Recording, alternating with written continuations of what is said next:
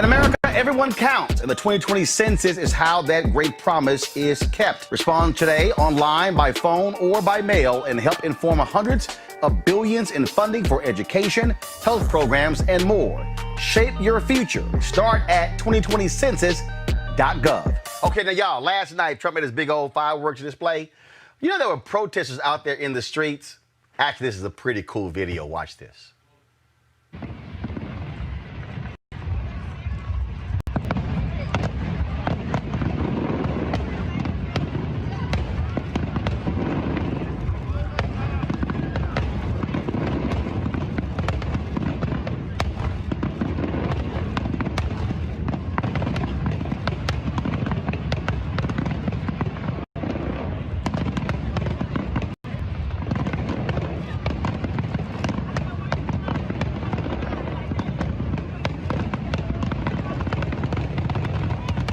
Derek, 180,000 have died because Trump failed when it came to coronavirus.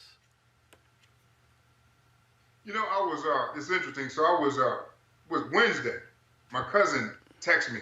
She said, "Cuz, they're running that video on TV where you were standing behind Trump and in front of Pence when I was at the White House." And I was like, "Damn, what is this?" So I turned on CNN to watch it to see what it was. But scrolling at the bottom of the screen was Spain. Their health minister said they had over 7,000 cases of coronavirus in one day. And he said, quote, "Coronavirus is out of control in our country. Spain, Italy, France, all the numbers are up." Even the other one where everybody was pointing to, we should use it as an example. Everybody right now around the world. It's not just a United States problem. New Zealand? Is that what you meant? New Zealand's not. New Zealand's not up. No. No, hold on. Let me help you. New Zealand had two. All the numbers are up. New Zealand had 2 new cases, and they shut it down. 2. I guess from 0 to 2 is okay. If you wanna, all right. So CNN is lying. So your defense here is that other countries have numbers going up, even if it's only 2 people. No defense. So Trump is fine, and America's not really in trouble. So 2 and 200,000, you see a difference there, don't you? I mean, just. What I'm saying to you is the coronavirus is deadly and it's impacting the entire world. It's just not you're saying more than President Trump is, because during the entire RNC they spoke about the coronavirus in the past tense, and so it didn't exist. It's his fault. No, well, hell yes, his fault. Here's the deal. When you're the president, no. Here's the deal. When you are the president, Here's the deal. When Obama was president, Republicans were like, you can't take credit for low gas prices. Gas prices went high. It's your fault it's high gas prices. Republicans said, you can't take credit. No. I said, no. No. Republicans said, you can't take credit for the improving economy. Oh, I remember Jack Welch actually said, we can't trust these unemployment numbers. But now all of a sudden, I've got the lowest, it's all me. This fool actually said last night, Rob, I rebuilt the American economy in 3 years. How your ass, that's like saying, I rebuilt a car that already existed because I put some air in the tire. Yeah, do you remember when the Republicans got upset during 2012 when Obama was talking about how the government and economy works and how no one business builds everything by themselves? You have to have roads, you have to have bridges, you have to have, and he said one line, you didn't build that, and they ran a whole line of multi-million-dollar commercials. This fool says that he built the whole economy in 3 years, which of course is not true. But like here is what's true. He is responsible for the piss poor lack response that he had with the coronavirus. How we responded was up to him. He decided not to have a national effort. He decided that it was a hoax. He decided that people didn't need to wear masks, and that caused a whole bunch of lies. Period. End of discussion. Hey, Derek. Starts and ends there. Hey, Derek, I'm just curious. I just want to know, have you ever done this? I know you're about to ask me something crazy. No. I just want to know, have you ever done this? Have you ever sat down with some friends who you and your wife invited over to the house, and your wife prepared this amazing meal, and she spent all day preparing this meal, and sat down and one of your guests said, Derek, this is an amazing meal, and you said, absolutely, I spent all day working on this meal, and your wife look at your ass like, no, your ass didn't. That's Donald Trump.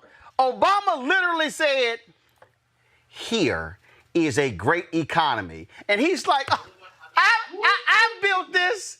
It's all mine. I built it all by myself. I get all the credit. Nothing happened before I came. Your wife would sit there. She would say, Derek, let me holler at you for a second. She would cuss you out there on the spot, wouldn't she? Pretty much. Hell yes. Hell yes. Yeah. So that's exactly probably how Obama feel when this lame ass up there talking about I rebuilt the economy in 3 years. Man, whatever the hell. That's just such nonsense. That narrative also presupposes that the economy was completely in shambles and destructive before Donald Trump came in. That's what I'm saying. Absolutely incorrect. That's what I'm saying. That's like saying, wait a minute, I have all these ingredients and uncooked meat, and just nothing is cooked. But then all of a sudden, if I came in and did something with it, I can take credit for the whole dinner. But you can't walk in and say the whole dinner is now prepared, is cooked, and is served, and then you go, where my love? Show me some love. Man, he destroyed. He made it worse now. The economy's in a worse position. He should take all the credit for the coronavirus deaths, but no credit for the economy. No, Derek, what we're saying is, if your ass gonna take credit for the good stuff, your ass gonna accept blame for the bad stuff. And I ain't trying to hear, oh, it was so great before COVID. Cause that's a part of that's in your 4 years, baby. See, you got to accept what's in your foot. That's like George W. Bush saying, yo, the economy was kicking until that shit fell out, until the housing crisis just destroyed the entire economy and almost put us into the second greatest depression in American history. Donald Trump is the equivalent of a dude who said, yo, we were killing them in that game. And they said, no, you were killing them in the first half. You got your ass whooped in the second half and you lost the game. yeah, but by halftime, we were killing them. Yeah, I would say this about Trump, though. You cannot underestimate his ability to rally the troops, though. He knows how to. Oh, they don't care about lies. They don't care about lives. They don't care about the economy. I mean, like he's able to get them to feel so good about whatever, about whiteness, about craziness, about whatever, about his bully lies that they will just buy into it. Derek, for 3 years, this man has lied, saying he signed the Choice Act for veterans. Dog, there's literally video of Obama signing it in 2014. The fool last night said he signed the Choice Act. And everybody stood and applauds. It was in 2014, bruh. This man will lie. We will just lie about anything. And things that can easily be fact-checked extremely quickly because he knows that his base does not care about facts. He knows that his base doesn't care about truth. He knows that his base is going to be with him regardless. And I think that he also counts on Americans as just not being that smart because literally his speech was fact-checked in real time. He's not only making up dates and events, he's also creating stories out of nowhere in terms of his own progress. Yeah, and I think that, it gets frustrating after a while because you continue to see this. We saw it got him into the White House the first time. I would be scared to think that this exact same thing would get him into it a second time. Hey, Derek, you're an Omega, and so I've now found. You guys. Go ahead, Derek. Go ahead. I was gonna say conversely, you're saying that he thinks that Americans are stupid. The same can be said for the Democrats. On what? And just that all black people gonna vote for me. Period. Actually, if you start breaking down numbers, the reality is that was 96%, no, 93% of black women voted for Hillary Clinton in 2016. That's damn nearly all black people. Derek, it's just by the likelihood, just like the likelihood that the majority of white men are going to vote Republican. You know why? Because they always vote Republican. Right. I mean, right. I don't think of that as racist. Like, for instance, like if Donald Trump said, yo, the majority of white folks with me. Well, no Democrat has gotten higher than 40% of the white vote since 1964. So that's factually correct. So what's the problem? Mm-hmm. So Derek, and we talked about this on one of your shows before, Roland, that, in 2016, that was the lowest turnout for black voters. No. There was the lowest turnout. No, the 2016. No. The lowest. 20 years. Right. Thank you very much. Now you had to correct yourself because the lowest turnout for black people when we couldn't vote. Yes. So that was a drop of 2.4%. In 2016, we're going to make sure there's no drop. All right, folks, back to our Roland Unfiltered video in just one moment. As our community comes together to support the fight against racial injustice, I want to take a second to talk about one thing we can do to ensure our voices are heard. Not tomorrow, but now.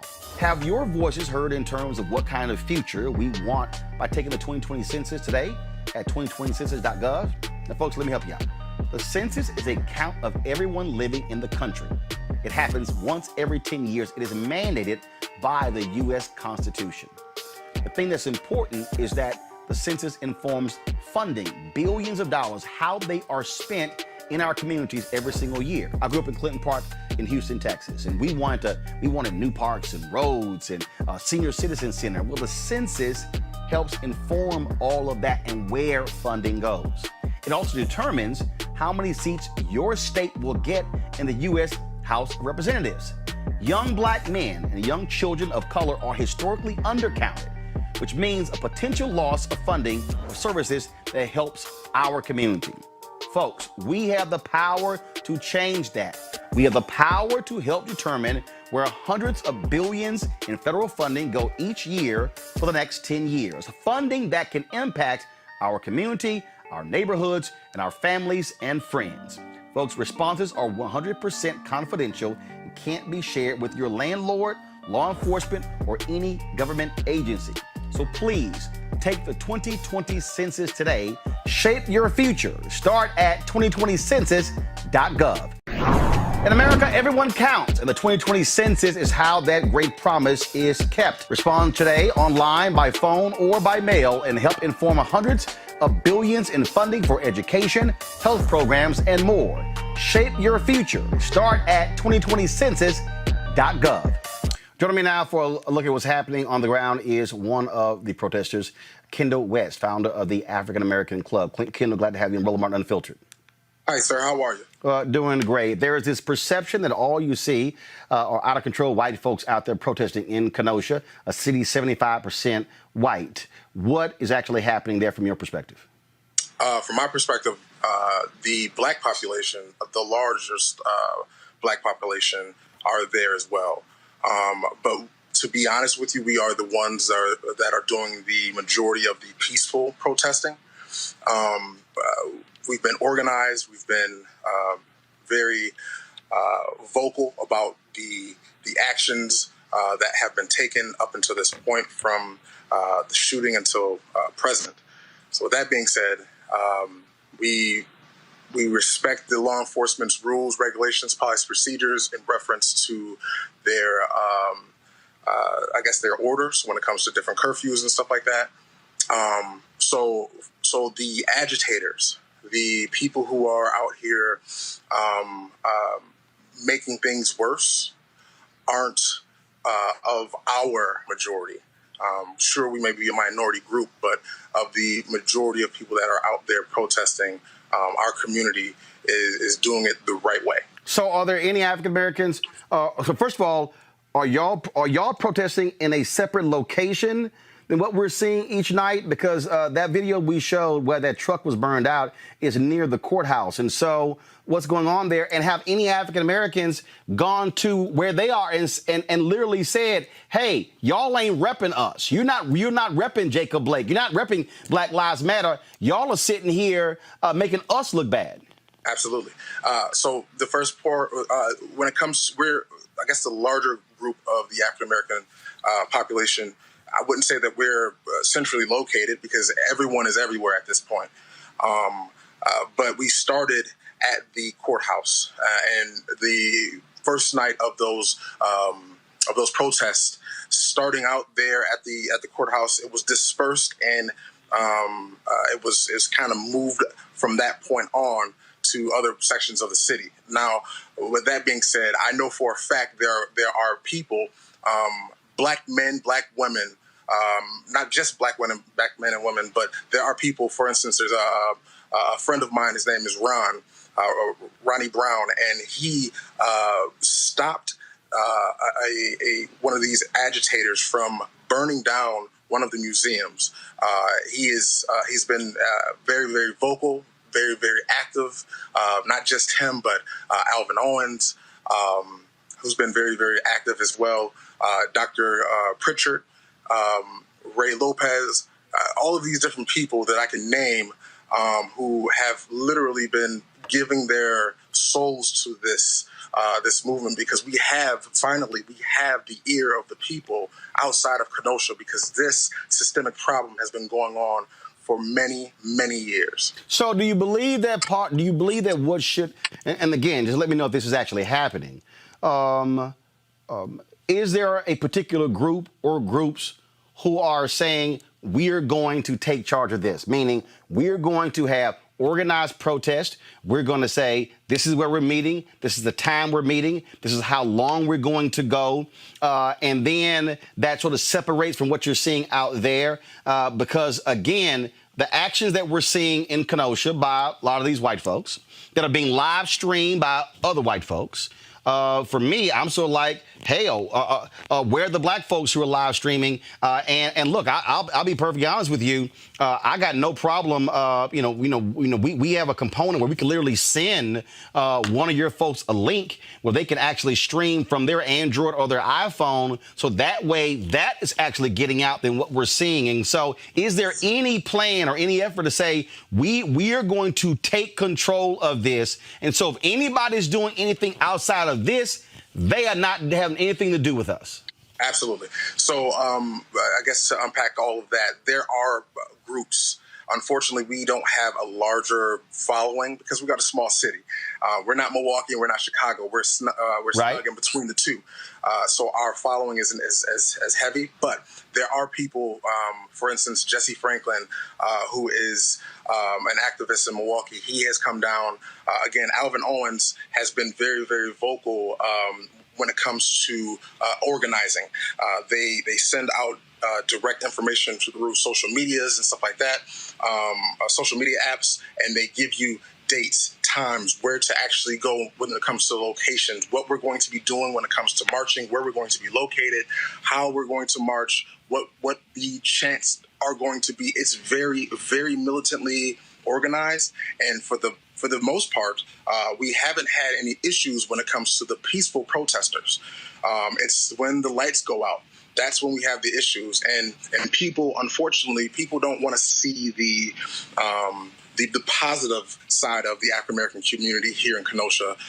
They want to see the other side, and the other side is literally holding on to, I guess, they're being put into a position where if you can get a few African Americans in a big group of agitators, then they're getting pointed out, and that's in my opinion, not fair. Do you believe that what we are seeing are folks who are indeed provocateurs, people who are there to do things to give the protesters, the people who are doing it right, a bad image? I've heard that in Portland, and we know in Minneapolis that there were white supremacists who were mixed in, who were causing the mayhem. Mm-hmm. Absolutely. I witnessed things myself. Kenosha isn't that big. I was born and raised here. Have went away for school and military and things of that nature, whatever. When I came back, it's still pretty relatively small. With that being said, I know a lot of people. I know familiar faces. I know different faces, and the familiar faces are those who are in the peaceful portions of everything. The people that are coming from out of state. I don't understand why we're even seeing license plates that have Washington State. When it comes to, and I'm sure Wisconsin's great. It's amazing. We love especially the lakefront is amazing. But I haven't seen it. People coming from Utah. People are coming from all these different places, and they're centrally located in the areas where we're having issues. And the problem that we're having is it sucks even more because I've been able to see people not being able to hold their opinions on social media and things like that. So with that being said, I kind of want to bring to the forefront when it comes to these agitators. They're burning down the wrong neighborhoods. They are burning things that are literally for the Black community. And these things and these places, I mean, from small business owners to or Black small business owners to displacing kids or minorities, period, in a specific area. Now, this is not fair because to us, we know better. We know that these areas they're off limits. If you're going to protest this situation, why burn down the same population that represents the community that you're protesting for, which gives us and which gives me the opinion that it has to be someone from the outside, because there is no way you should be burning up the uptown in Kenosha, because that is our area. So have you or any of the other Black protesters, has MSNBC, CNN, Fox News, these networks, have they reached out to y'all? Because again, if you look at what's being paid, now you've got, all the candidates who are speaking on what's happening. People are demanding folks should be calling folks out for this. You've got, of course, these athletes who are now outraged by what happened with Jacob Blake. But again, I think just like what we saw in Portland and Seattle and other places, it begins to take this whole turn away. And again, I'm watching these live streams at night. I'm up till 2 and 3 and 4 o'clock in the morning, and I'm seeing a whole bunch of white people. I'm seeing maybe 1, maybe 2 Black people, but for the most part, I'm seeing nearly all white people. Your vision is not flawed. You are seeing exactly what you described. To answer your earlier question, are they reaching out to us? I believe that they're reaching out to the people who are there for the photo op, unfortunately. They're there to say that I was in the presence of this guy, that guy, and the mayor. Whereas there are people who I've named earlier, just a small few, who are literally the people who are making the progress that needs to be done and needs to be seen. For instance, we have Frank Nitti, who's out of Milwaukee, who's marching to Washington right now with my business manager, Billy Violet. They are marching for this cause, and they have had issues and things like that. But I don't know if they have received the national news that they actually deserve, so that way we can have these conversations, not just have conversations, but have these conversations directed to a solution. Now, I apologize for talking too much, but... No, you're fine. You're fine. the solutions are there, but no one wants to hear it. For instance, as the founder of the African American Club, it behooves me to believe that there has never been an African American club in the city of Kenosha, the state of Wisconsin, and or the entire United States of America.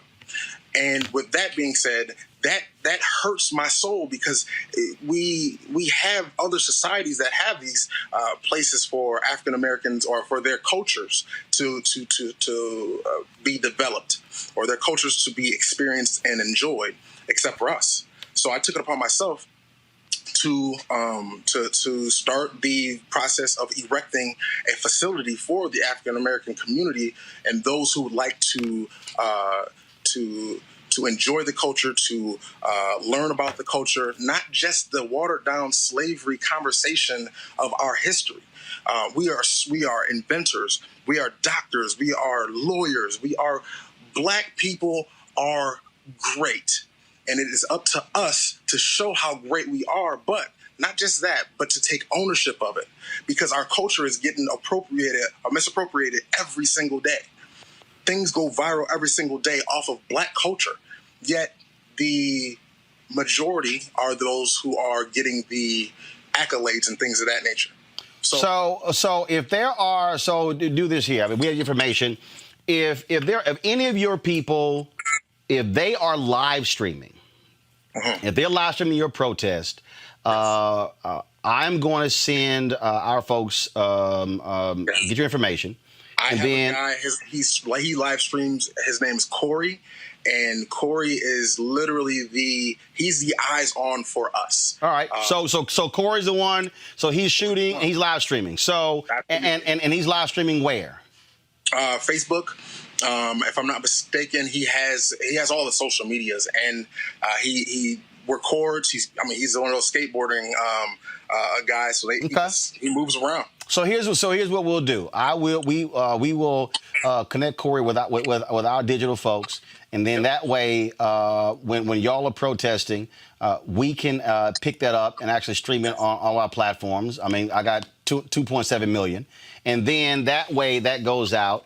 And then what's also important, if y'all are sending out where you're protesting and times and information, we can also amplify that, so people know that these are the legitimate protesters. This is what people are doing. These are folks who have an agenda, who live there. And I got no problem calling out other national media saying this is who y'all should be talking to.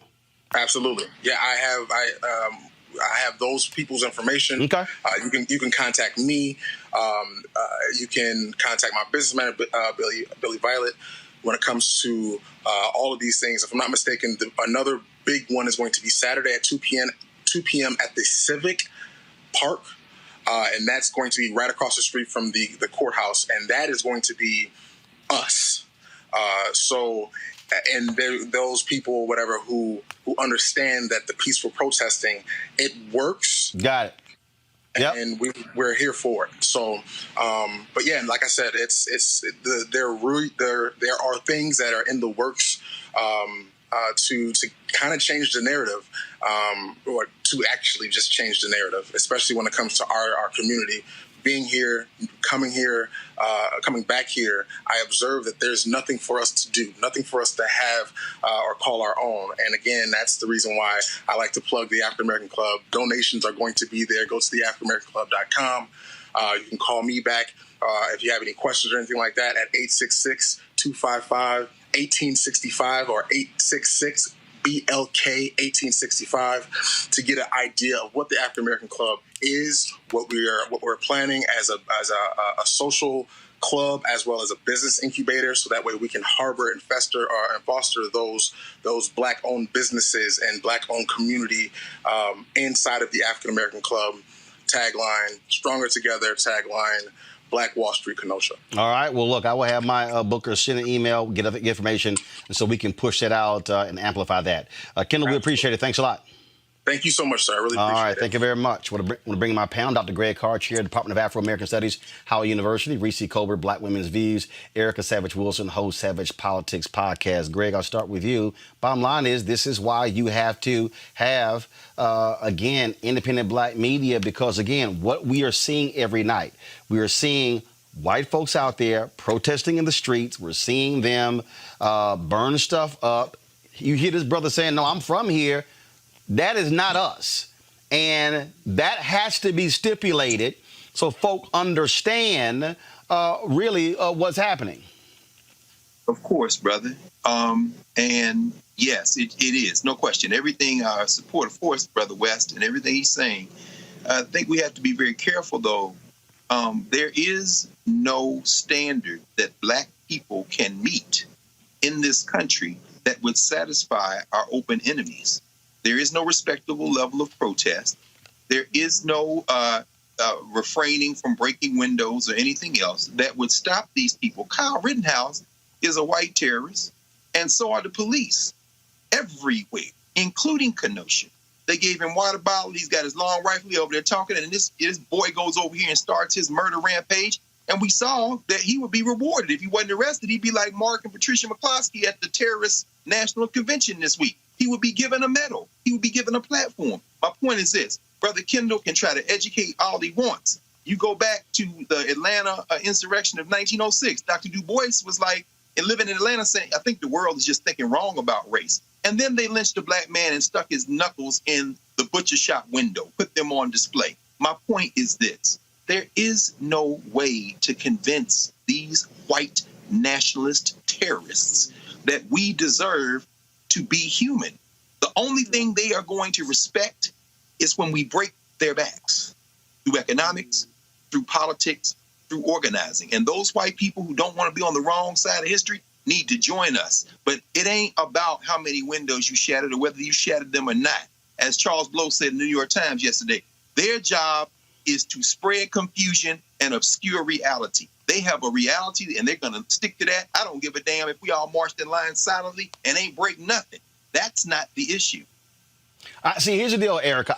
My deal is not making them comfortable and saying, oh, no, we're all peaceful. The issue for me is I want to make sure that black people are the ones who are getting the attention and are speaking to the issues in Kenosha, and not have national media just show these images of a bunch of white folks running around. And as you heard Kendall say, they're looking at the license plates. Look, the white boy, Kyle Rittenhouse, was from Illinois. He said, we got white folks who are coming in from all these other parts of the country, which says they're not local. And so what they're doing is just running to the next hotspot, bringing all their mayhem, acting a fool. And there needs to be somebody to say, no. Where are the people who are from here, who are going to be living here when these fools move on to the next hotspot? Yeah, you're absolutely right, Roland. And, we've seen this in the cause that Tamika Mallory and Linda Sarsour have taken up in Louisville, Kentucky. I saw Facebook videos of white domestic terrorists, a.k.a. militia groups, that were occupying the areas with which they are protesting. They were recording license plates, and they were actually reporting live hour by hour of what the activity was against what they consider to be radical Black and brown people. So, I do agree with what Dr. Carr said around, there's no way that a Black person can comport themselves to really gain some level of sympathy or understanding or empathy or really kind of alignment with what's right. But also, to your point, Roland, about ensuring that people that are on the ground organizing and doing the work are the folks that are talked with and connected to, because we've seen Tucker Carlson successfully with his white terrorist campaign continue to lift forward and place sympathy around Kyle, who is in fact a white domestic terrorist. So that's why platforms like this are of the utmost importance. And that honestly, it is up to the audience to really kind of share out this platform in a much more meaningful way, because even though, mainstream media is very much so prominent, digital is taking over. And so, again, we are in this new era of civil rights, and it definitely is going to require that all of us get involved, not just a few people, but all of us. The key here, Reese, is making sure Black people stay centered. Because, see, again, what happens in this, and we see it, it's already happened. Jacob Blake gets shot 7 times in the back on Sunday around 5 p.m. All of a sudden, you have protest. And then you have, all of a sudden, on Tuesday, white boy loses his mind, comes with a gun. He kills 2 people, both white, shoots a 3rd person who's also white. And so all of a sudden, now the conversation is actually a white supremacist who fires his gun who shot 3 white people. In the midst of that, has nothing to do with the actions of Kenosha, Wisconsin, and how they treated this Black man. And so I think what always has to happen, and it was the same thing that happened in Portland when we had the folks on with the Vote Wall group. My whole deal is that's where the messaging has to go out, where Black folks say, hey, that bullshit, that ain't us. So don't y'all come here talking about Black Lives Matter and talk about Black people. No. Go get y'all white folks who over there acting a fool. That's not us. Yeah, I mean, Roland, I do agree with you in the sense of how these movements tend to be gentrified in Columbus by white agitators. And, you know, they do manage to slip in the white supremacists and white nationalists and the white domestic terrorists like Kyle Rittenhouse. And actually, I wouldn't even call that slipping in, because here you have the Kenosha police in tanks for peaceful protesters that are lollygagging and handing out water to armed domestic terrorists. And saying glad y'all are here. Exactly. So I still tend to side with Dr. Carr on this. This is not about respectability. This isn't even about order in terms of peaceful protesting. The order is about the social order of white supremacy. And that welcomes violence, whether it's white victims or Black victims. If you're standing on the opposite side of that white supremacist social order, then you're collateral damage, and the person who kills you, who's a white terrorist, becomes a martyr on Fox News, Tucker Carlson and Ann Coulter and all those other degenerates. And so I don't think that it's a matter of how we comport ourselves. As Eric also said, I think it's more of a matter of the media doing what they want to do. And as Black people, we have a duty to do what your show was doing, which is centering the Black voices, not for the sake of saying, look how respectable we are, but for the sake of making sure that our issues are centered. The fact that Jacob Blake is handcuffed to a bed, what crime did he even commit? And the cops will not say why he is handcuffed. And so I just think that, again, while these things are happening, is we have to make sure, because look, we know how mainstream media is going to play the game, okay? We know it. They follow the mayhem, all right? Yeah. You set it on fire, shots fired, they're showing up. You got a peaceful protest where they're talking about issues, they're not there. And so my whole deal is we've got to make sure that when these things happen, we are constantly centering that, because when this all go back to controlling the narrative. That's just bottom line. You control the narrative. When they take the narrative, then that thing is just gone, and it's hard as hell to rein that thing back. All right, folks, back to our Roland Mark Unfiltered video in just one moment. As our community comes together to support the fight against racial injustice, I want to take a second to talk about one thing we can do to ensure our voices are heard. Not tomorrow, but now. Have your voices heard in terms of what kind of future we want by taking the 2020 census today at 2020census.gov? Now, folks, let me help you out. The census is a count of everyone living in the country. It happens once every 10 years. It is mandated by the U.S. Constitution. The thing that's important is that the census informs funding, billions of dollars, how they are spent in our communities every single year. I grew up in Clinton Park in Houston, Texas, and we wanted new parks and roads and a senior citizen center. Well, the census helps inform all of that and where funding goes. It also determines how many seats your state will get in the U.S. House of Representatives. Young Black men and young children of color are historically undercounted. which means a potential loss of funding for services that helps our community. Folks, we have the power to change that. We have the power to help determine where hundreds of billions in federal funding go each year for the next 10 years. Funding that can impact our community, our neighborhoods, and our families and friends.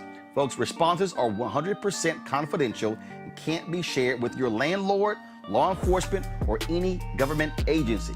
So please take the 2020 census today. Shape your future. Start at 2020census.gov.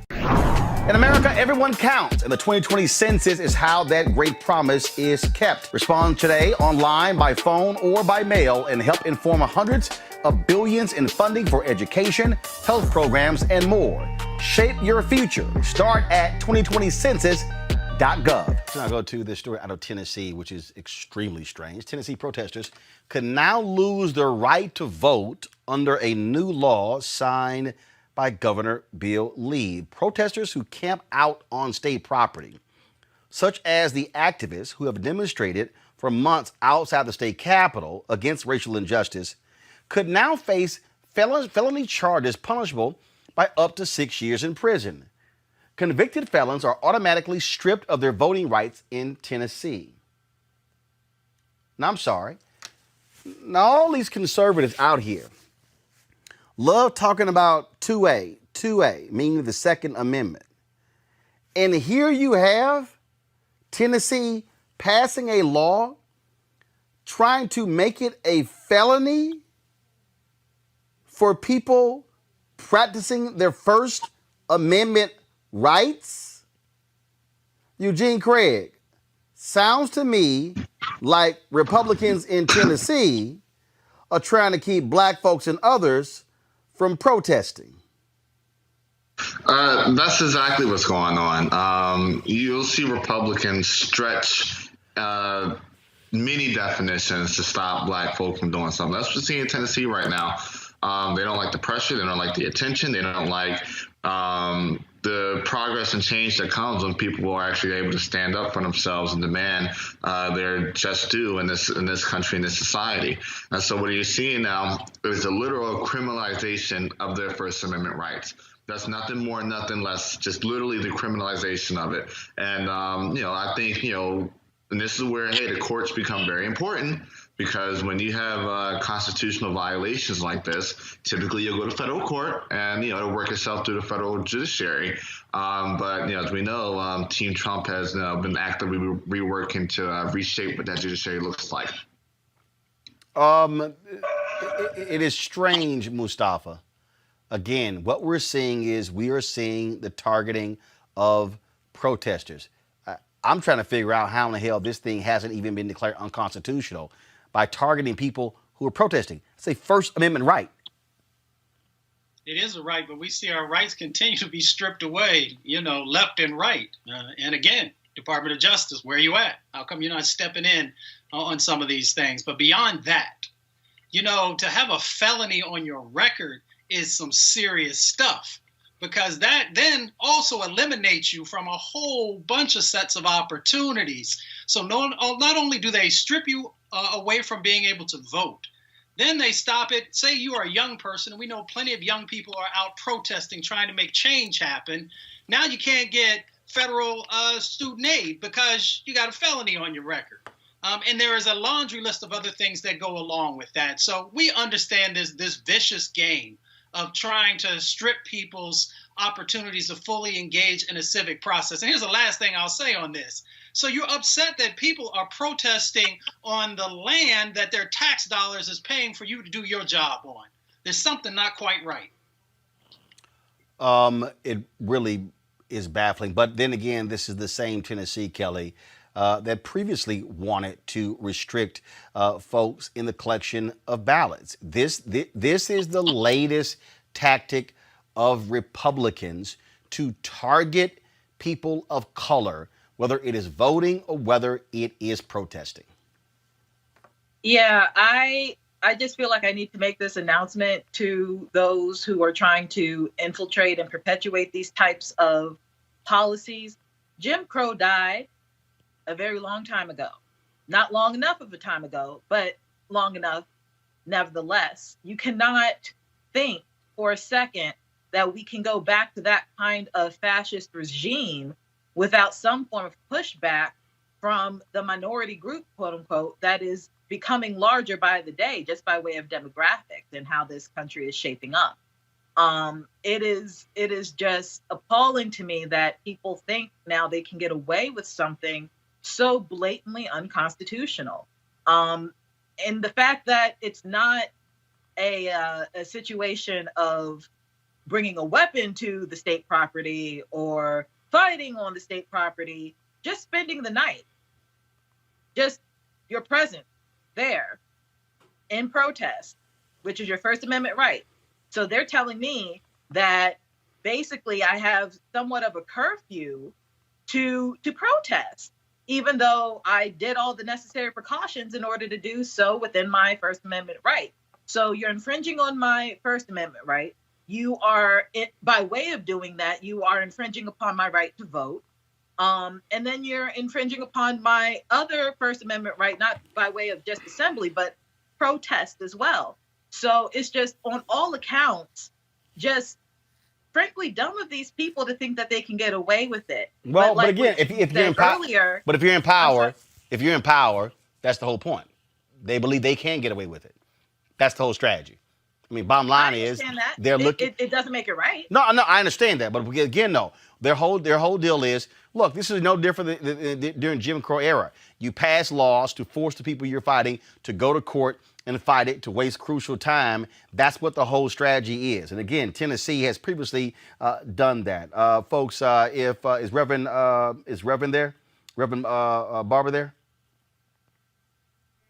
All right, Reverend William Barber, repairs of the breach. What's happening in Tennessee? Again, this is the kind of thing that we have seen historically, where folks in power want to suppress black folks from and others from advancing their rights. Now, all of a sudden, you want to make it a felony if you're protesting? Yeah, game recognized game.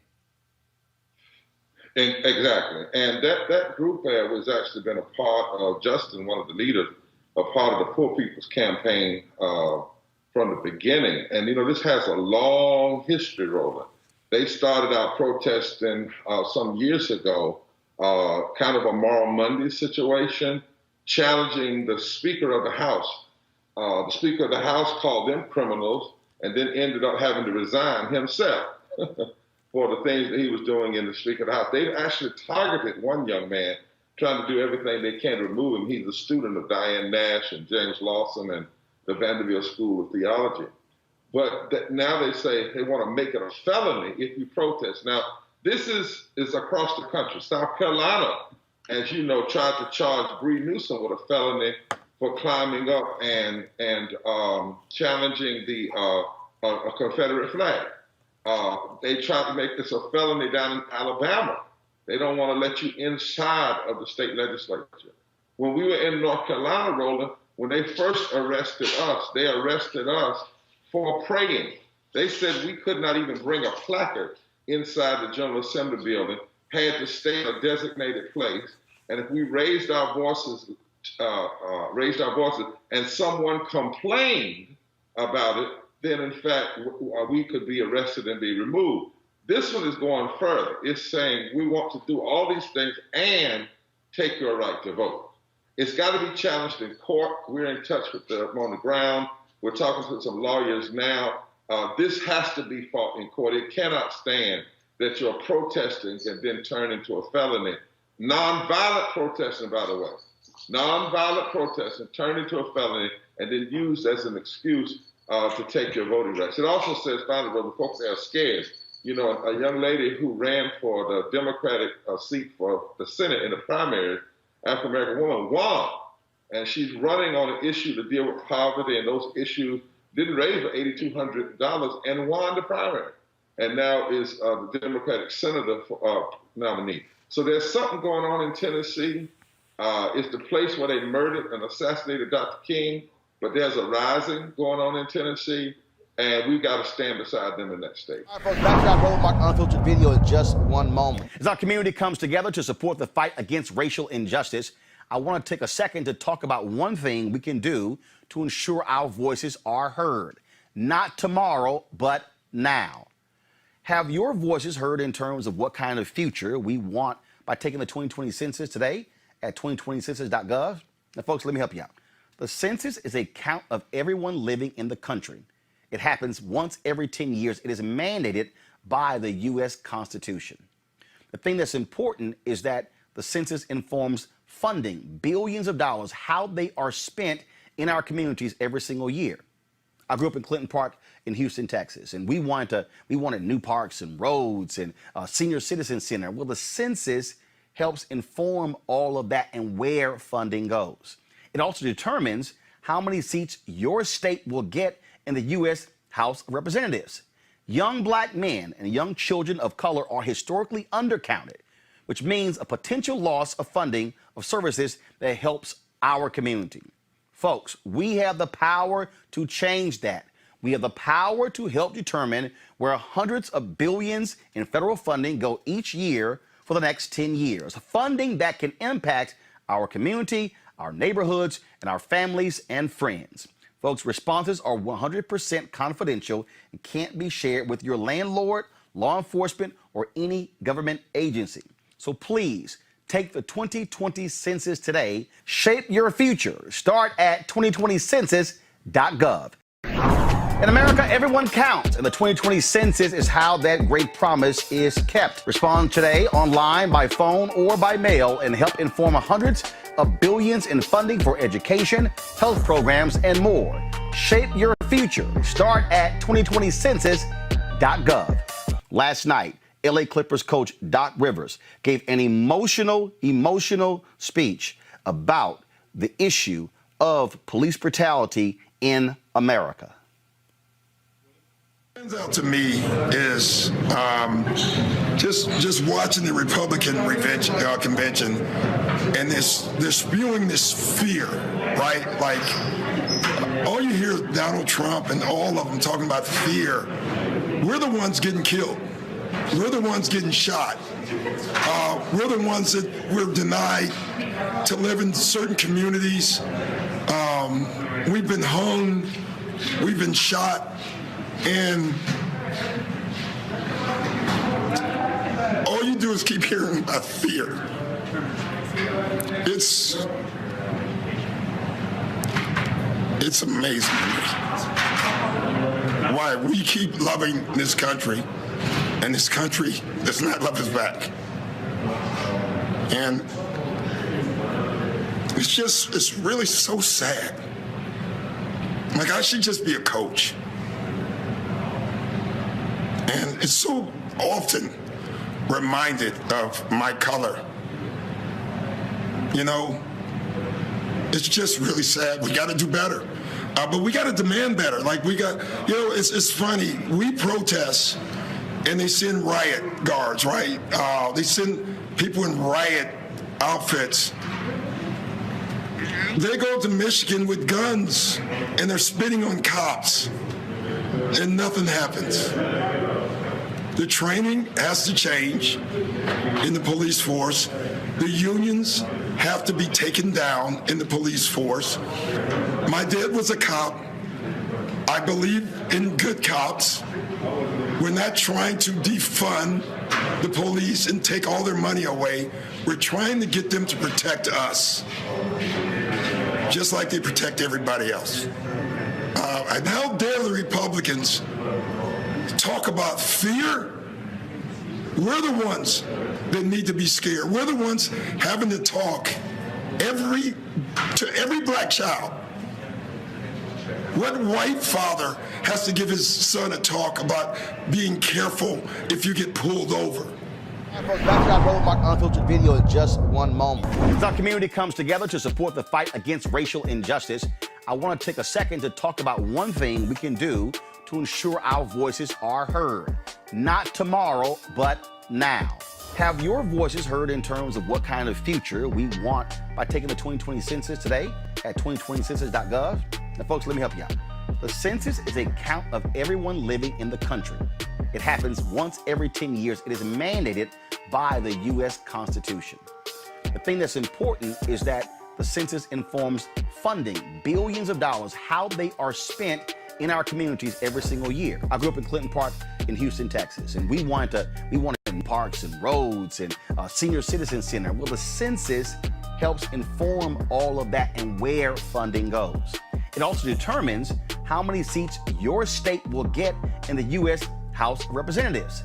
Young black men and young children of color are historically undercounted, which means a potential loss of funding of services that helps our community. Folks, we have the power to change that. We have the power to help determine where hundreds of billions in federal funding go each year for the next 10 years. Funding that can impact our community, our neighborhoods, and our families and friends.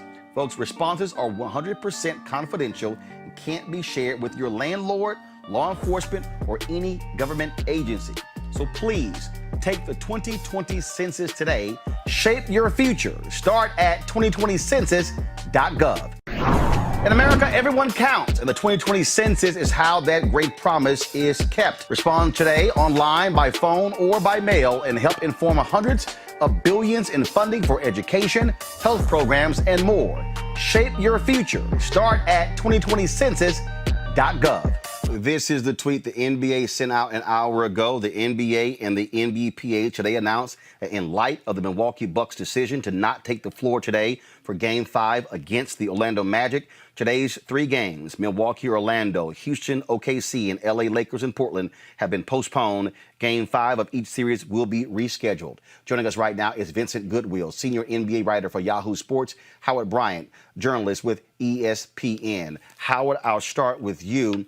The reason that Doc Rivers' video last night was so powerful, now followed up by this action of the Milwaukee Bucks, is Doc Rivers knows this personally. In 1997, his home in San Antonio was burned to the ground as a result of a racist act.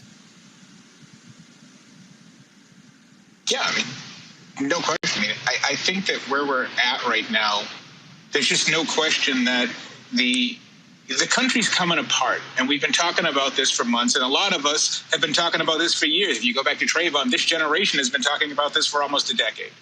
And I think that you are at a spot where people have been asking, well, are you going to be about it? And when you have this reset after George Floyd, you have Black Lives Matter painted on the court. And people say, well, you know, this feels like a real embarrassment for the NBA. I can't think of a more appropriate time for them not to play. If any of this matters, if any of this is beyond sloganeering, this is the moment. This is the time where you say, we actually need to make some form of statement. And I think, Roland, you and I talked about this for years. This is what the NBA avoided over Donald Sterling, an actual playoff boycott. This is what was avoided during the restart, where a lot of players were saying we shouldn't play, like George Hill of the Bucks.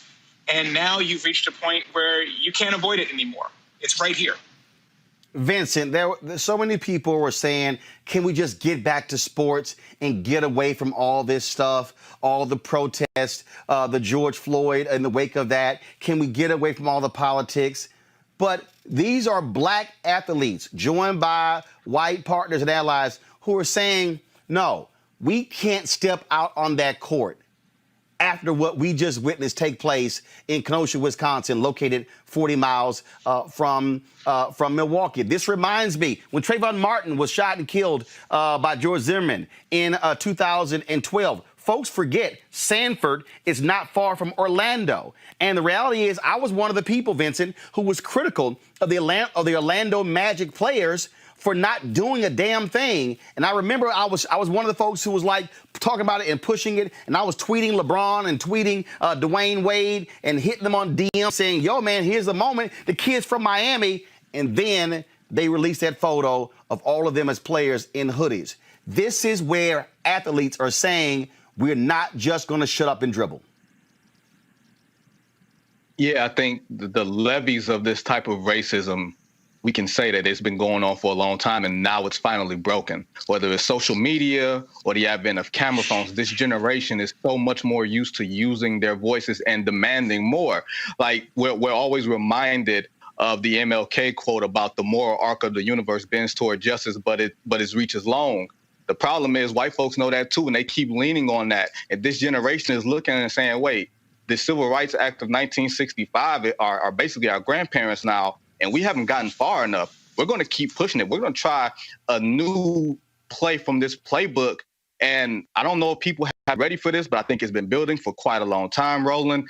I don't even know if the players know what the next step is. I don't know if they should know what the next step is, but they've leveraged all the power that they have. And here's the other thing that people do not realize. When you're poor, power is a construct above your head. You have no access to power. When you get a little bit of money, you understand how power works, even though you don't have access to power if you're black. So they know what this means. They know that this is basically all of their leverage pushed to the center of the table to show people that they are serious. And just the act of it alone, who knows what happens tomorrow or through the weekend.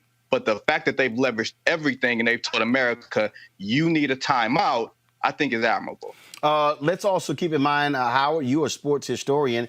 This is not the first time some players have boycotted a game. 1961, several players of the Boston Celtics boycotted a game in Lexington, Kentucky, because of how they were treated. Bill Russell, Casey Jones, Satch Sanders, Sam Jones, and Al Butler, because of how Sanders and Sam Jones were refused service in a coffee shop at the team's hotel.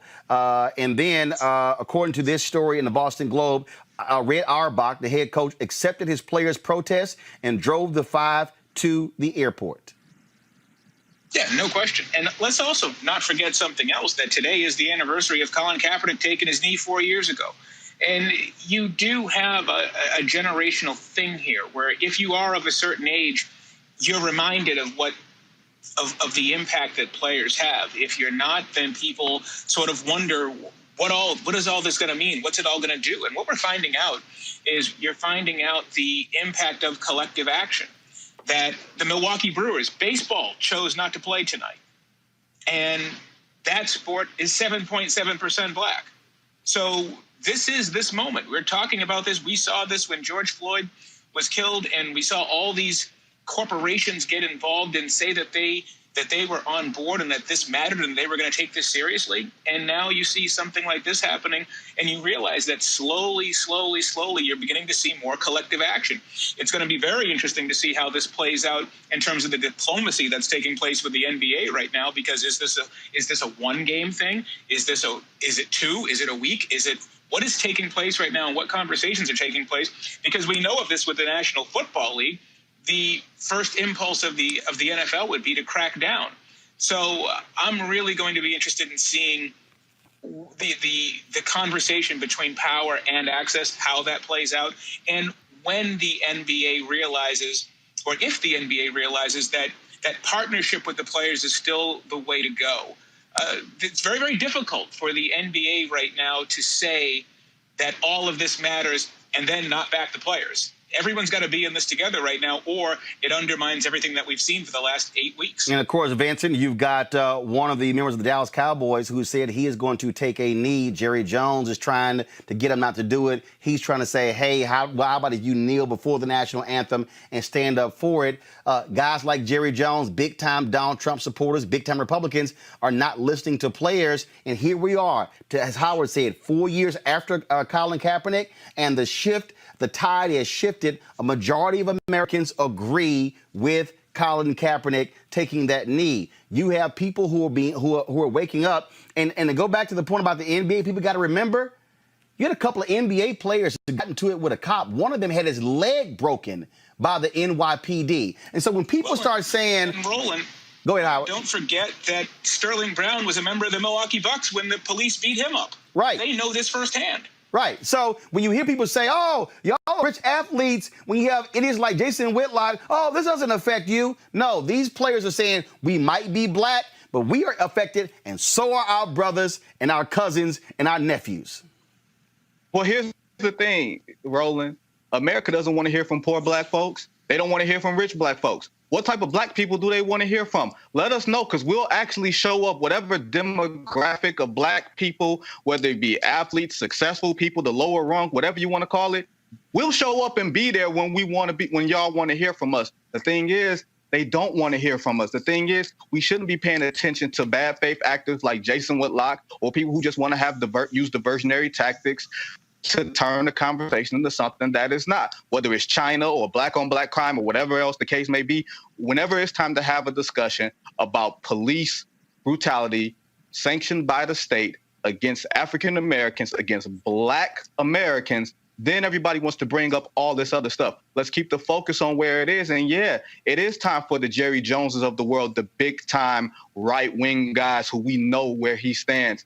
Don't go out there and do something like he did 2 years ago, was it Howard, where on Monday Night Football, where he kneeled with his players before the anthem and some show of unity that was actually just a demonstration and not anything of substance. Go out there and truly stand behind your players, or if you're the Dallas Cowboy players, defy the owner who signs your paycheck and stand with what your skin color says you should. Final comment, Howard Bryant.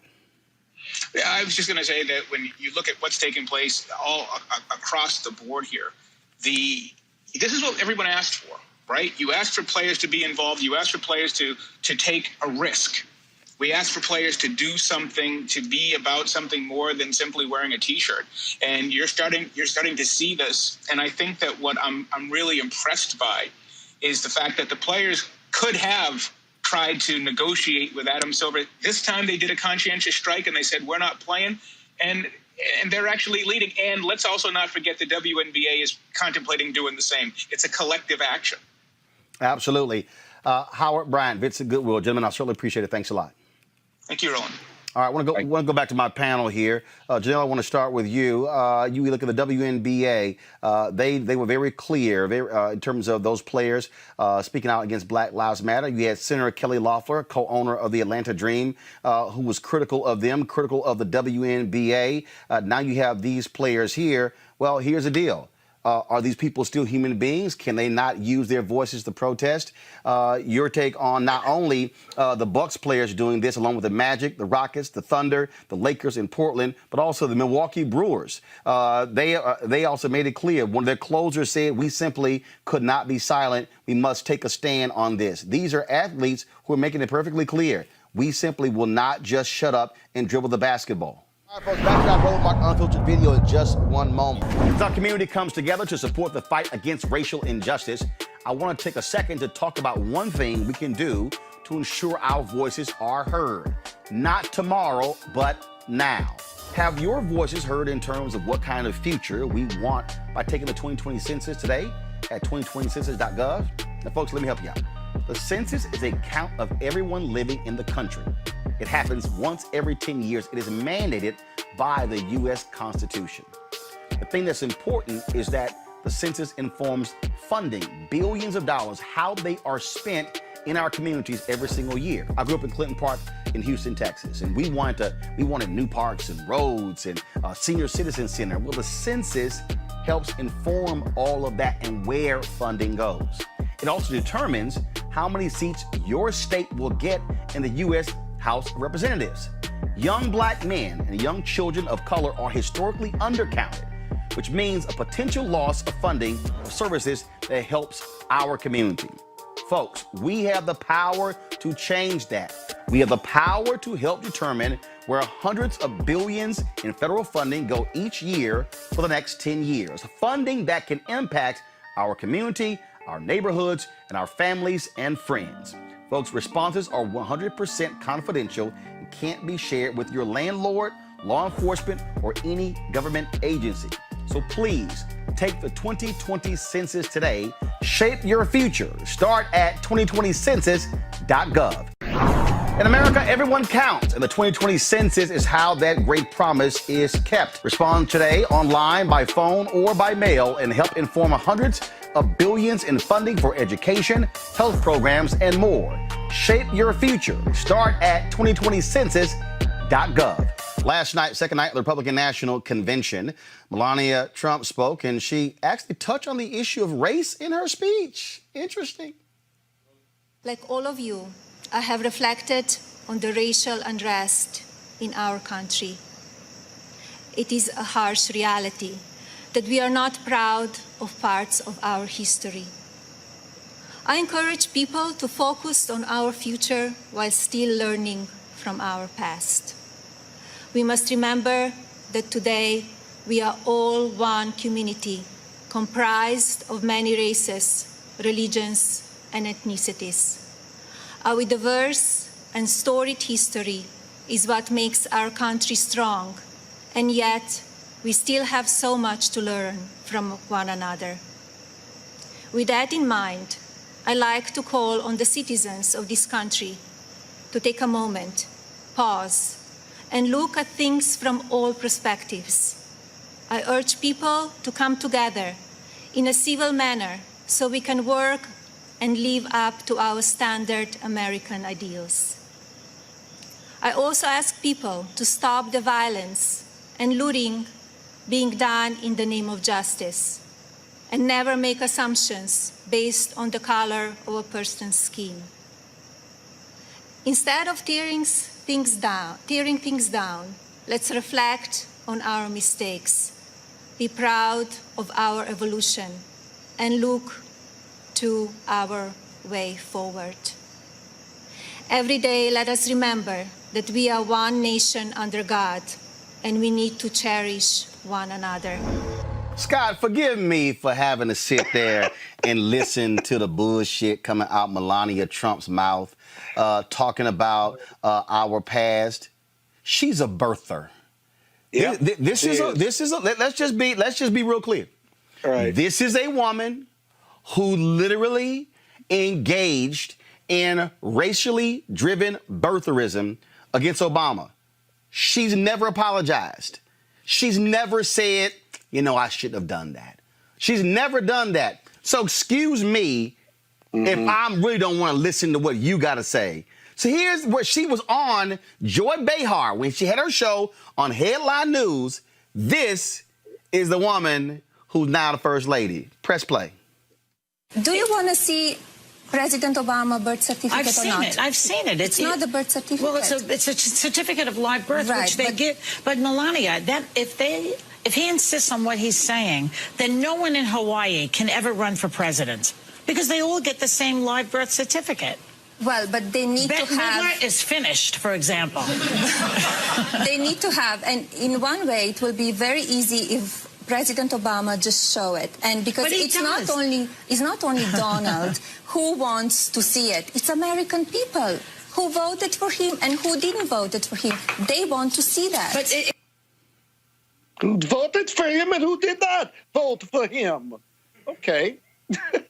You know, she's a birther, basically. And in that clip, she's arguing about it. She's not just saying a mouthpiece for Donald Trump, but the whole convention for the RNC has been the height of arrogance and the depth of hypocrisy. It's like there's this alternative universe where they describe Donald Trump, and then she says that, you know, we need racial unity, but she's a birther, if you will. He's anti-immigration plans are the worst that we've ever had, and they put babies in cages as part of his immigration plan, and yet he uses the White House and certifies new Americans from the S-hole countries that he doesn't want. The whole convention is an alternative reality and completely inconsistent with the policies, the lies, and the tweets Donald Trump says, and they are inversing it in a way that makes it seem acceptable and plausible. But the only people who are buying it is his 40%. And he can't grow from that because we see the very reality. Has he said anything about the killing in Kenosha, Wisconsin yet? No. Has he offered any condolences Well, yet? according to No. I was watching earlier. I saw a clip where he placed a call to the mother of Jacob Blake, but And she to say did not what? take the What call. could But he say? one second. But Janelle, I do want to get your thoughts on this here. Again, the video doesn't lie. Melania Trump is a birther. That was a racist BS nonsense against Obama. Seriously. Okay, Wait, and so she's... Are we talking about Obama? Are we talking about that? Are we talking about what she said about Obama years ago? No. Actually, Actually, I'm talking about both. What I'm saying is... I'm really trying to make sure I stay on topic. I am on topic. What I'm saying is, here is she standing there last night talking about our past and race and what we got to do and blah, blah, blah, blah. but she's a birther, and she has never apologized. She's never said I was wrong for that, not one time. So. Well, okay, so I mean, we seem to have forgiven we seem to have forgiven a number of elected officials who have said things in the past. I mean, for one, we seem to have forgiven Joe Biden for all the things that he said. We forgave him for the 1994 crime bill. We forgave him for the busing issue. We forgave him for a number of things. So it's so funny to me that when it comes to Republicans, we seem to dig deep into the past to try to justify. Actually, hold on, wait, hold on. On the point, hold on, no, let it deal. First of all, we saw in one of the debates where Senator Kamala Harris jammed up VP Joe Biden. She didn't let him off the hook. She challenged him on that. But again, here's the deal. Here's Melania Trump talking about racial reconciliation, who has never even addressed it, who has never even, you know what, that was wrong. I'm going to hold my breath when Joe Biden addressed whether or not he's a segregationist or not. Then I'll make sure that here's the deal. So what I'm saying. So should Melania address that? I personally don't think she should. Yeah. Okay. First of all, I figured that, but if you're asking me a question, if you want me to answer it, I can answer it. Yeah, go ahead. I personally don't think anyone should, because we've all made mistakes. We've all said things. We've all thought things maybe years ago, and then over time we found out something different. That's what happened. That's the normal cycle of life. So I personally am not one to dig deep into someone's past and say that you can't talk today because of what you said yesterday. Actually, you say that over the birthday? Actually, you're talking about the birthday. But Janelle, here's the deal. We ain't have to dig deep for that one. All right, folks, back to our Roland Mark Unfiltered video in just one moment. As our community comes together to support the fight against racial injustice, I want to take a second to talk about one thing we can do to ensure our voices are heard. Not tomorrow, but now. Have your voices heard in terms of what kind of future we want by taking the 2020 census today at 2020census.gov? Now, folks, let me help you out. The census is a count of everyone living in the country. It happens once every 10 years. It is mandated by the U.S. Constitution. The thing that's important is that the census informs funding, billions of dollars, how they are spent in our communities every single year. I grew up in Clinton Park in Houston, Texas, and we wanted new parks and roads and a senior citizen center. Well, the census helps inform all of that and where funding goes. It also determines how many seats your state will get in the U.S. House of Representatives. Young black men and young children of color are historically undercounted, which means a potential loss of funding for services that helps our community. Folks, we have the power to change that. We have the power to help determine where hundreds of billions in federal funding go each year for the next 10 years. Funding that can impact our community, our neighborhoods, and our families and friends. Folks, responses are 100% confidential and can't be shared with your landlord, law enforcement, or any government agency. So please, take the 2020 census today. Shape your future. Start at 2020census.gov. In America, everyone counts, and the 2020 census is how that great promise is kept. Respond today online, by phone, or by mail, and help inform hundreds of billions in funding for education, health programs, and more. Shape your future. Start at 2020census.gov. This was the scene last night in Kenosha, Wisconsin. As you see right there, the guy running down the street, he's carrying an AR-15. In a moment, you're going to hear him start shooting. Here it is.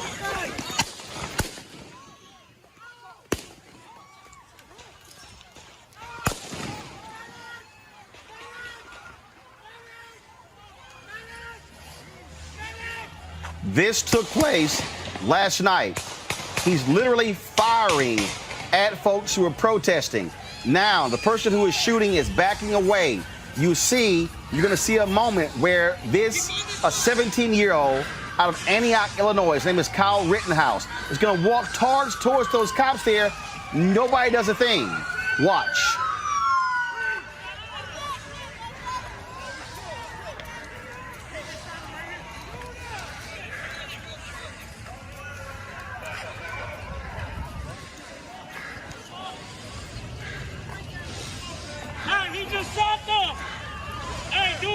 just shot them. Dude right here just shot all them down there. That dude just shot them right there. You hear protesters yelling to the cops. This guy right here just shot some people. Watch this.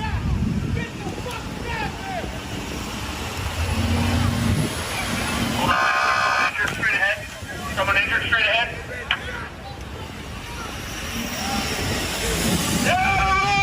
Get out of the road! Get down there! God damn it! The cops literally do nothing. They're yelling, this guy just shot some people. Now, we're going to show you another video. There's several videos that were shot. People were live streaming last night, and you're going to see Kyle Rittenhouse just walking around with this gun fully loaded. So play the next video. This road is closed. Do not cross out this area. Do not come down here. Do not come down here. Do not come down here. I can see you. Do not come down here. It's been made very clear to you. Do not come down here. This video was shot shortly before the shooting.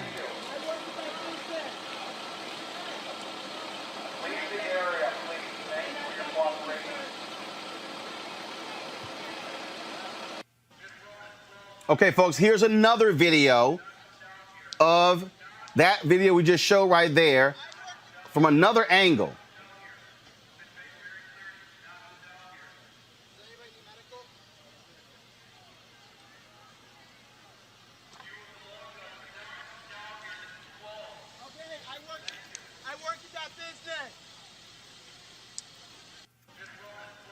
Now, we're about to show you a video of the aftermath of one of those folks who was actually shot. His arm almost is a gaping wound in his arm. And so remember when that guy Kyle was running down the street and then he was on his back and he fires and you see a guy jerk this way? This is that guy. Oh, shit. Shit. People are getting shot all around us. People are just getting shot everywhere, guys. Fucking medic! Ah, fuck! Move. Take this. Take this. Take this, motherfucker. I got it. Oh, fuck me. I need a fucking medic. I've been trying to get on the back. Now, again, you could not see it well there. A huge gaping hole there in his arm. That shooter managed to leave the scene, leave Wisconsin, make his way back to his home in Antioch, Illinois. This is a photo of him right here, 17-year-old Kyle Rittenhouse. He's been charged with murder.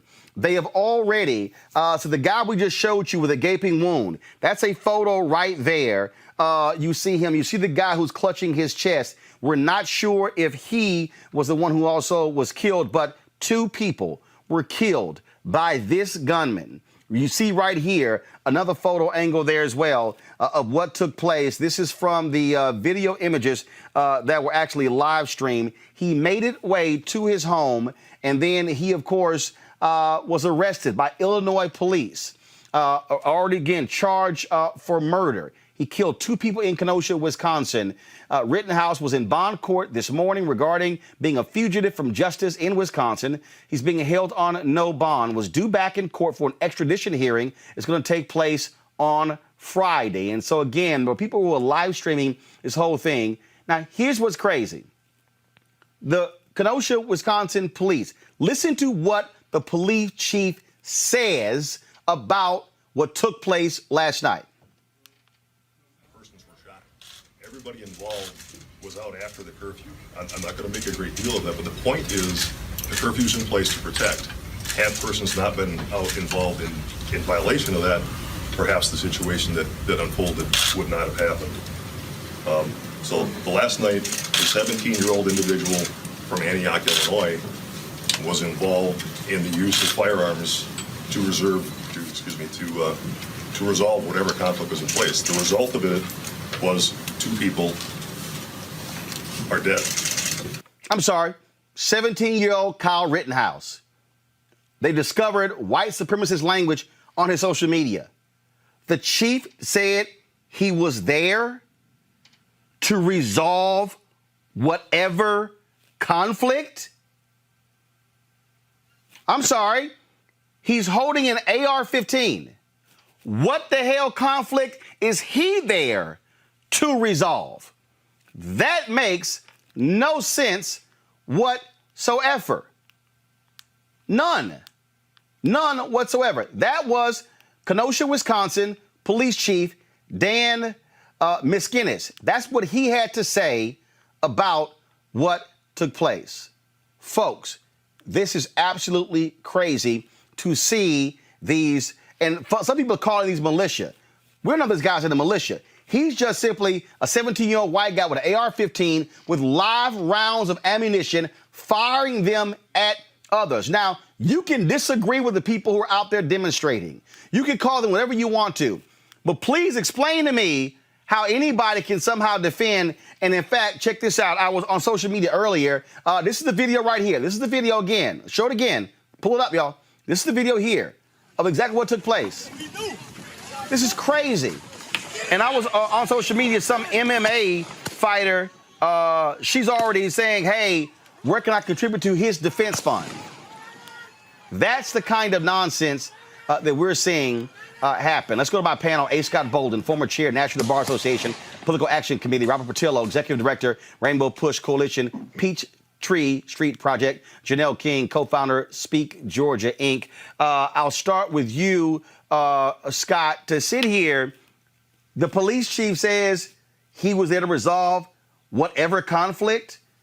I mean, we're talking about the shooting of Jacob Blake, shot 7 times in his back. You've got this guy running around with his gun, playing like he's somehow in the military or like he's some cop trying to bring peace and order to Kenosha, Wisconsin. They certainly look past him. Now, under Wisconsin law, you have a right to carry an open carry without a license, but you got to be 18 years old. And if the police stop you and ask you for ID and or to see your driver's license, you have to do that. Now, if you got riots in the street and protesters, and this kid was 17 years old, not one police officer, as he walked by them with this AR-15, stopped him to ask any questions. The people were yelling. He just shot those people down there. But those were black people and protesters probably, or white protesters, and no one was listening to them. It was essentially okay for a 17-year-old with a rifle, a weapon of mass destruction, to walk by the police, shoot protesters, and make it back to Illinois. Now, they don't see us. They see us with a gun, and we're on the ground. But with somebody white and young who on camera kills people and protesters, they ignore them. That's the reality of what's going on today. All right, so we're going to play this other video. This is a video of these white militia folks talking with the cops. Now, this makes no sense whatsoever. That's going on there. It makes no sense whatsoever. And I'm going to try to pull it up. Y'all don't have that video where they toss in the water bottle? Okay. I'm going to pull it in a second. But, Robert, this is what you're seeing is crazy. What the chief said is nonsense as well. How are you cops and you're letting this guy just sort of walk around doing whatever? None of this is crazy, Roland. None of this is unexpected. This is the inexorable result of what's going on in this country right now. And we cannot separate this from the rhetoric in politics either. What we've heard all week is this inflammatory rhetoric about we are the last stand against the mob and Western civilization. We are the only thing that can protect these people from invading the suburbs. Suburban housewives will be taken away and carried off by the mobs. They'll destroy your quality of life. We're defending your Second Amendment right, so you have the right to defend yourself against these leftists and communists and looters. They put the Mikowskis from St. Louis on television as if they were heroes for doing something very similar to this, which is violating every law on the books, violating every gun safety protocol, making themselves into vigilantes, and this is the inexorable result of all of that.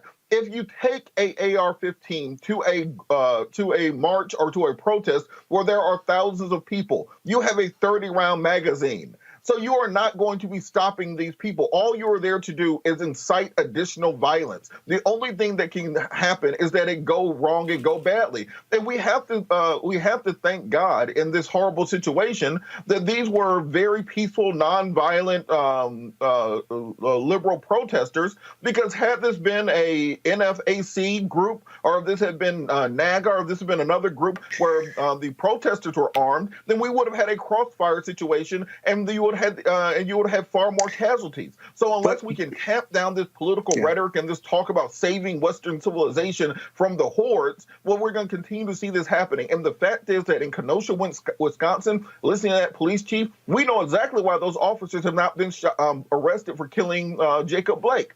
Listening to that police chief talk, he thinks they were completely in the right. And let's understand that a black man in a T-shirt is more dangerous to American society than a white man with an AR-15 who just killed a bunch of people and is walking down the street. All right, watch this here. No, wait. I got to watch this here. So this is a video here, folks, from last night. This is a video from last night. Listen to, now remember, the police chief actually said that none of these folks should have been out because of the curfew. Listen to what the cops say to these white men parading around with guns and live ammo. Watch this. If you can keep people from pointing their guns at the crowd, great. Yeah, no laser pointers either. No laser pointers. They think that's guns too. That's what started most of this. Way back by the gas station again. Hey, thank you guys. Need water? Seriously. Guys, far right. You need water. We need water. We'll throw you one. Thank you. All right, come on, guys. Let's get out of here. Damn. Which way should we go? Great. Let's go get some. We'll bring a couple. Thank you.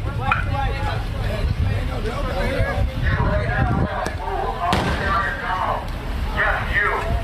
You are a civilian. This area is closed to them. You're trespassing. Leave. Leave now. Can you throw one up here? Officer, can you throw one? We got a couple. We got to save a couple, but we'll give you a couple. We appreciate you guys. We really do. Hey, can we go this way? Can we walk this way? That's against them. I need a step. I'm sure they have a lot of bottles of water. That's all we can spare. Thank you. Nice truck. You're going to have to get out of there. You're just the last warning. You're going to have to move south or you're going to have to get off this block. This is the last warning. You will disperse. All right. So now, please, thank you. Hey, thanks for attention to us, man. Janelle, I want to go to you. Yes. Wait. Here's the deal. The gunman, that was him. Yep. The cops, or National Guard, whoever they were, literally said, thanks, you guys. They gave them water. Now, if you're sitting here saying we need people off the streets, why are the cops telling these white guys, hey, guys, do me a favor, don't point the gun at people, keep it down? But you saw right here, the young white man who is now, you'll see him right here. You see him right there on the left. That's him. You see in the little orange thing over his shirt. That's Kyle. That's the guy who killed. The cops are literally telling them, glad you guys are here, and giving them water? Go ahead. Well, let's start by saying this. First of all, thank you for having me on the show. Second of all, I'm a little confused as to when to be outraged and when not to be outraged. I don't know. Have we found the killers of Horace Lorenzo Anderson Jr. or Socoria Turner? I think it's interesting to me that we kind of pick and choose when we want to be upset and we want to address certain issues. In this case right here, how surprised can we really be? We were encouraging looting. We're encouraging rioting. Who is we? Encouraging Who is behavior. We meaning that those who support the Black Lives Matter movement. That's not true. police officers, who doesn't want police officers to be a part of any of these protests that we call peaceful, but these are not peaceful protests. These are individuals, predominantly white individuals, who are taking over what we call peaceful protesting, creating these anarchist experiences, and then we want to talk about it. I personally would rather talk about finding the individuals that killed Horace Lorenzo Anderson Jr. in the chop zone, or the little 8-year-old girl who died Sequoia Turner. And I also want to talk about the fact that in Atlanta, we had city council members encouraging people to walk in front of burned down buildings with AR-15s and saying it's okay for them to do that. They have a right to do that. No. I don't want them to be upset and when not. No. Who? I need names. See, you just threw out a name. You said council members. Who? Oh, well, see, so council member, it was, matter of fact, our Mayor Keisha Lance Bottoms said it was okay for these individuals, there was a bunch of Black individuals, to stand outside of the Wendy's that was burned down here in Atlanta with AR-15. Let me ask you a question. They said it was okay to do that until after an 8-year-old was killed. That can't be true. Hold on. I got to ask you a question. Is it the law in Georgia to be able to open carry weapons? Yes. It is a law. Now, one second. Hold on. So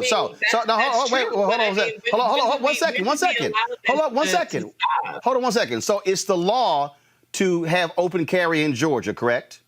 It is. Now, it's the law to have open carry in Wisconsin. But I'm going to ask you specifically, do you condone these individuals with open carry firing on other citizens, and these individuals are not protecting property, they don't own the property, and they're not police? So which is it? I mean, are you fine with their actions or not? So I'm not condoning the killing of anybody. That's why I started out by saying that I want us to find those who murdered Horace Lorenzo Anderson Jr. But I'm asking you about this. To answer your question on a very basic level, absolutely not am I condoning the murder of anybody at any point in time, whether it be this individual who's walking down the street carrying an AR-15 for no reason at all, shooting at people, or whether it be those that were in the chop zone who have no face because no one cares about the person who killed the Black boy in the chop zone. But I also asked you, I'm not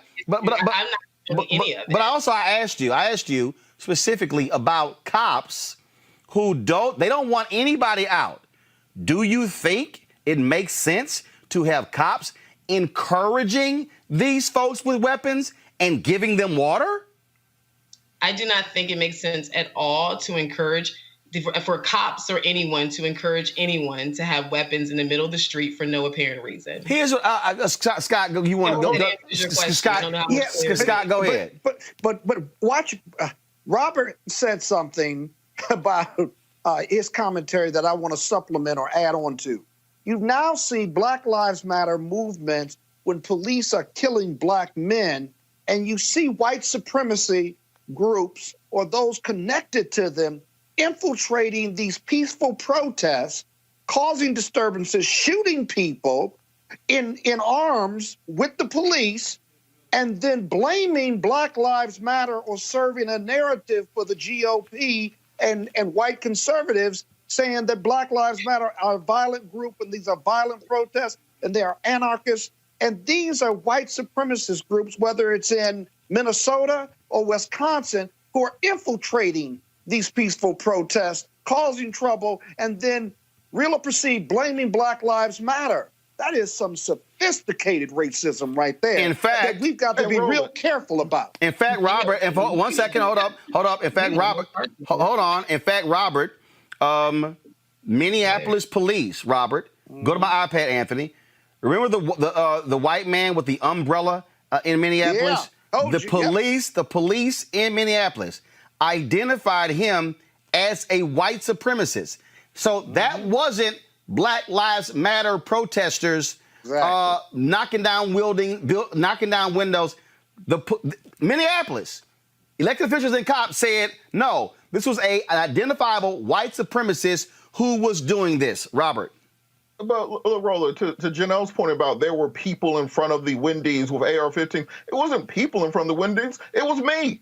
It was Keith and them. It was people that we know in the community who are responsible gun owners who have AR-15s and AK-47s and 12. Wait, hold on. Don't overtalk. Robert, I'm gonna go to Robert, Janelle, then Scott. Robert, finish your point. But what we also have to discuss is the fact we talk about white supremacists infiltrating the movement. We have to talk about the white supremacists infiltration of police departments. The fact is, the reason that this murderer in Kenosha felt that he could do this was because he was de facto deputized by those officers to serve as local militia in an extension of a police force. We saw this in the Ahmaud Arbery killing, where they had the text messages to the two people, where the police basically deputized them to prosecute any black person in the community as a criminal. So when a white person can use the badge of whiteness simply to police any black person that they are deemed to be in control of, then why are we even having a discussion about systemic racism? That is systemic racism right there, where the system creates white supremacy and allows them to kill people.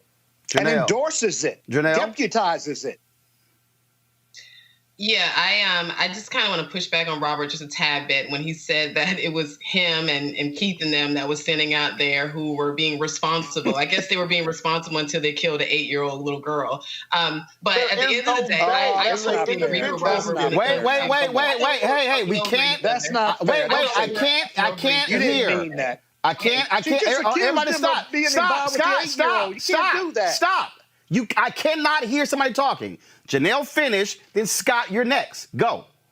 Yeah. So as I was stating, at the end of the day, I totally agree that we do have to look at what's happening in our police department. I'm not by any means saying that there are not bad cops. I believe most certainly there are bad cops. We see these bad cops. Matter of fact, we highlight the bad cops more than we highlight the good cops. So it's kind of hard to not understand that piece of it. However, I do think that we have to be sure to be mindful that we don't generalize and create a narrative that says that all officers are wrong or all officers are bad. Because what happens is you have a community of individuals, especially young Black boys, that are growing up thinking that they are supposed to be afraid of cops. In fact, that right there can't be any further than the truth. Out of 50 million interactions with police officers a year, only less than 1% end in police brutality. That's not to say that we shouldn't address it and it's not an issue that we need to take up. But at the same time, we got to make sure that we put things in perspective so that we don't create a situation where we have young people calling for the absolute removal of police officers and safety in general. But Janelle, we have things in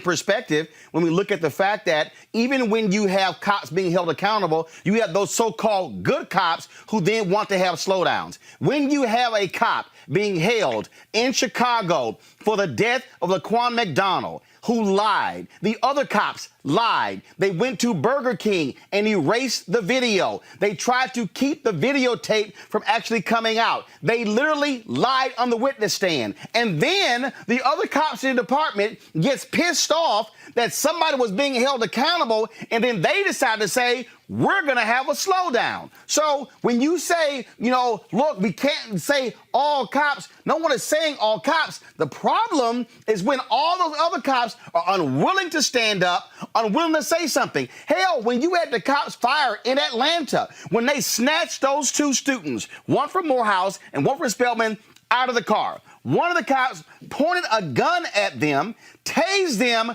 We showed the video for no reason. The cops in Atlanta got pissed off saying, oh my God, our morale is so low. That's unfair. They did not chastise the cops for their aberrant behavior. They got mad at the politicians for holding them accountable. So at what point, Janelle, are the so-called good cops going to step the hell up and be good citizens and say, you know what, root out thugs in the department, root out white supremacists in the department, root out these folks because they are making us look bad. So Janelle, tell me when that's going to happen. Yeah, No, Scott. She's going to answer my question. I'm going to you. So to your point, when is that going to happen? Two different definitions. I think we have two different definitions of good cops and bad cops. So cops that actually serve as, accessories to crimes, they're not considered good cops to me. So I'm not referring to them. I'm referring to those who are actually doing their job. I'm referring to those on the front line who are watching feces out of their uniforms because they're simply standing there trying to stand in between the anarchists and people's property. So do you mean?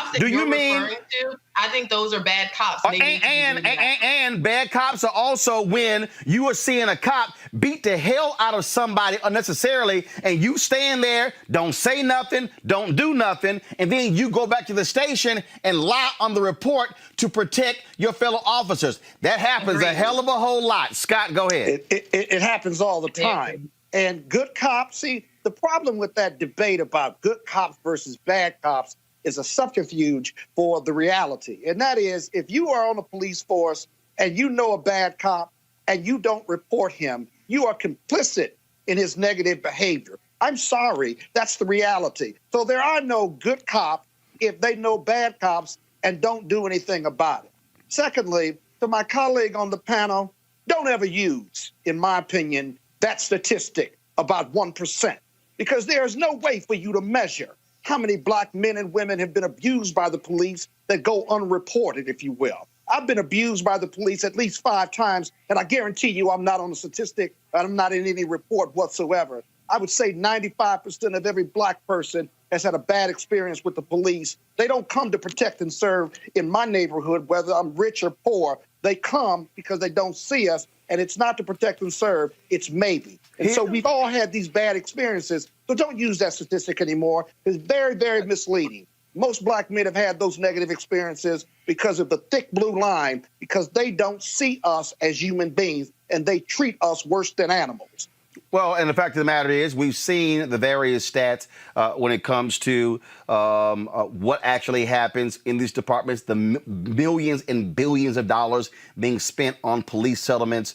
It happens over and over and over again. And now, of course, and we're not trying to defund the police either. We're trying to reappropriate funds so that the community policing and other programs can get rid of crime as opposed to having to solve that crime. We should never say we want to defund the police. We want to reprogram funds to make the community more powerful in partnership with the police. Janelle, go ahead. It's not defunding. Janelle, it's reprogramming. Janelle, go ahead. Thank you, Roland. If I could just say this really quick, so I respectfully, I don't like to be told what I should not do or telling me what not to use. So just to kind of push back on that just a tad bit. First of all, the statistic is based off of reported crimes and reported issues. I think we all know that. We also know that obviously if you don't report something, then it won't be included in this. So as a black man, don't say I think you should encourage. It gets reduced to police brutality. Wait, Scott, finish, please.